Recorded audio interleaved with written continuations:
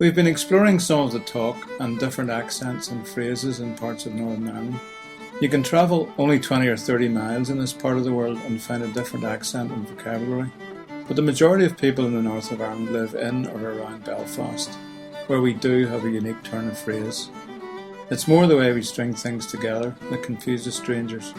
For instance, we'll often repeat a conversation by saying, says he or says I.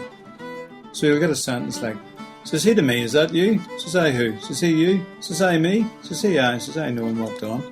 Or you might hear someone complaining, you three are a pair if ever there was one. Last night you came home this morning, and if you get home tomorrow morning the night, you can find somewhere else to stay if you want to live here.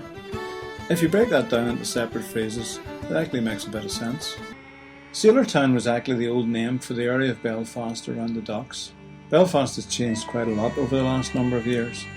Now you'll find lots of immigrants around the city centre, playing Romanian or Armenian music as likely as not.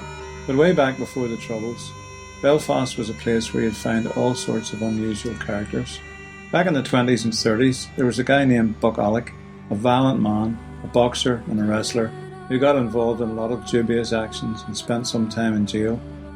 He kept lions, which he may have acquired from a circus which camped behind his house, and was often seen walking around Belfast with a lion on a rope. Apparently he was told by a court that he had to have the lion's teeth removed if he was going to walk around with them. The lions were often fed on stray cats or dogs, and the story is told of two men who had just robbed a house one evening and were stopped by a policeman who asked what they were carrying in the bag they had with them. Quick as a flash, one of them replied that it was only stray cats they were taking for Buck Alec's lions.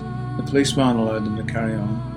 Buck Alec lived in Chicago for a while, and his name is even connected with Al Capone. But things apparently got too hot for him there, and he hastened back to the Isle of Sod.